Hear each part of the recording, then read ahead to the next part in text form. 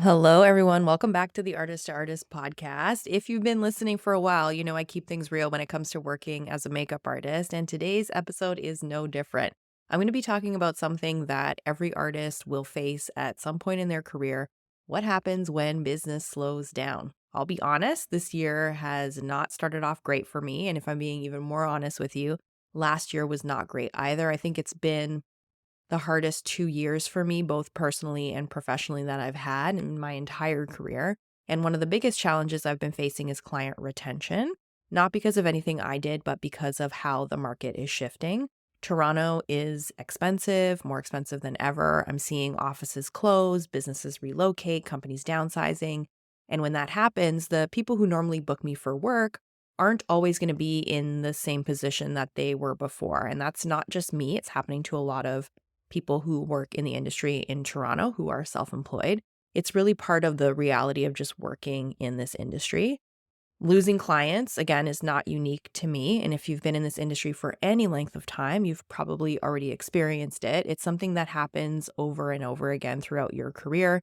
Sometimes you see it coming, sometimes you don't, sometimes you can prepare, and sometimes the rug just gets pulled out from under you. I have always operated with the mindset that nothing is permanent, nothing is promised. And I think for me, that's the only way I've been able to survive long term in this business because thinking like that helps to keep you on your toes and it always helps me think about the bigger picture. Right now, I'm just in a wave where I'm losing clients, and it's not because of my work, it's not because of my rates necessarily, but because of economic shifts that are just really out of my control. And that's an important distinction to make because so many artists take client loss personally when in reality, it's often just the nature of the business. There is something else that happens when you become more established. You hit a ceiling. And this is something that I want you to hear loud and clear from me because it's not something I realized until I was well into my career.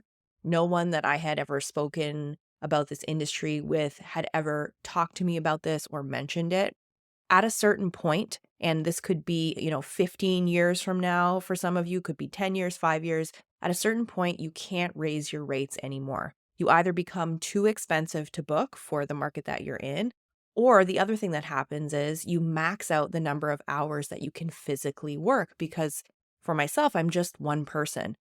Even if you are fully booked, you might realize you're still not making enough money to live comfortably. And that's not a great spot to be in. And this is kind of where I'm at right now. I can't keep increasing my rates because I'm reaching the point where I'm not going to be charging what market value is for someone with my level of experience. And I also, on the other hand, don't want to be working every single hour of every single day just to stay afloat. That's not sustainable for me at this point in my life.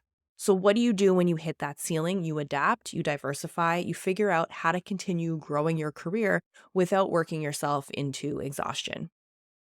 Being a makeup artist isn't just about doing makeup. If you want to have longevity in this career, you have to start becoming more business minded. For some artists, that means running a bridal team. For others, it means getting into teaching or education. Some people will pivot into more production work, marketing, even photography. The point is, you have to think about ways to build additional income streams because if you only rely on clients, you are going to eventually hit a wall. I do want to say this is not necessarily going to be the truth for everyone, but this is something that I do want you to think about. I know a lot of people who are unionized makeup artists, and I'll use this example specifically, that have worked a ton when they were younger, did a great job at managing and investing their money, and now as they're getting older, don't have to work as often because they have a ton of money in the bank. So it's not that this is going to happen to every single person. This is what's happening with me right now. And a lot of you who are listening are going to be in this situation eventually. I'm talking about it because I want you to kind of see this coming and know what to expect. I think one of the smartest things you can do as a makeup artist is find ways to diversify your income. I'm going to throw out a couple of ideas just off the top of my head.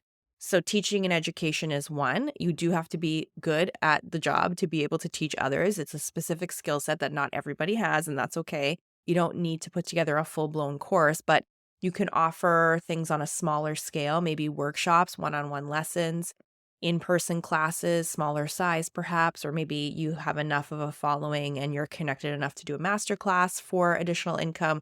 That's going to be helpful for you. There's also affiliate marketing, which we've talked about on this podcast, and I talk a lot about it on social. So, partnering with brands you actually use and trust. And if you're recommending products anyway, you might as well make some commission when people purchase through your links. You can think about downloadable resources that you can sell, maybe ebooks.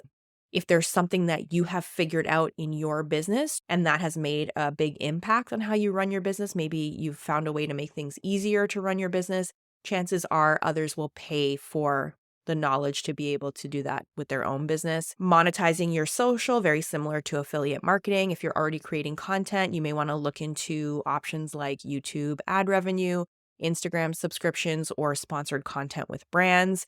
Creating your own products could be another income stream.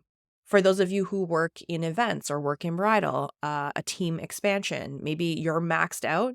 You might want to think about hiring other artists to work under your brand, implementing the methods behind how you like to work and the specific style that you bring to the table, teaching this to other artists who can work for you.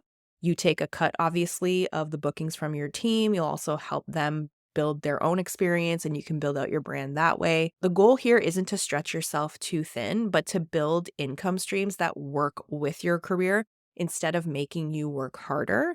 And again, for a lot of you listening, you might not be in this phase right now, and that is great. And you may never be in this phase.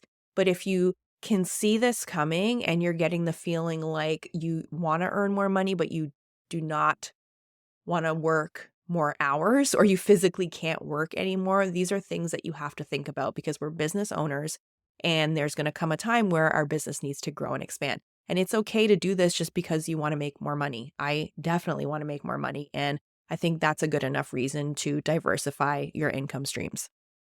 With that being said, I wanted to announce on this podcast that I'm bringing back the Artist to Artist membership.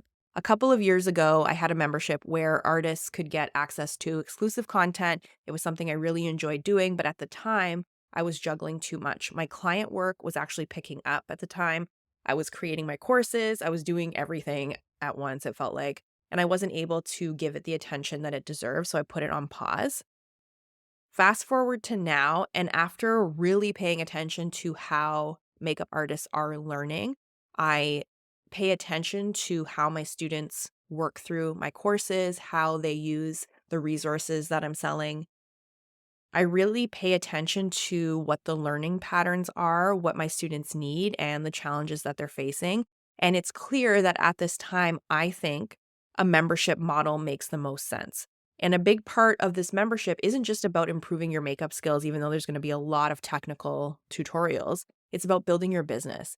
I've built different versions of my own career over the years, and I know firsthand how hard it can be to navigate everything from networking to portfolio building to getting steady clients.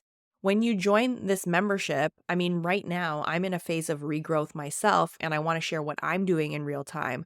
So if you're in the early years of your career or looking to grow your business or refine it, this is a place where we can kind of do this together. In terms of how the membership's structured, I want to run it down for you here. The monthly fee is going to be $15 per month. And once you purchase the membership, you'll have access to everything right away. You will get access to in-depth professional makeup education that goes really beyond what you'll find on social, what I share on social. You will get very detailed tutorials and technique breakdowns that help you improve your application skills, business and social media guidance to help you actually build a career, not just do really pretty makeup, even though that's what I love to do. We do need to do more than that. Strategies for networking, building a portfolio, and attracting the right clients. I'm going to be adding new content weekly, so you're always going to be learning and growing, and there will be something new for you there every single week. And this is also going to be a space where you can get feedback on your work because let's be honest, real feedback and honest feedback is very rare in this industry, and it's one of the ways that you can get better a lot quicker. The reality of working as a makeup artist is that things will change. Clients come and go, the industry shifts.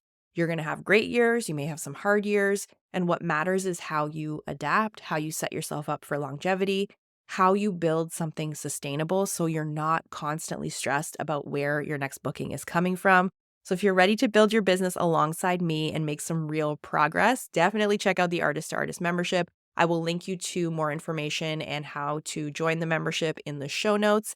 Thank you so much for listening. I will talk to you next week and hopefully I will see you inside the membership.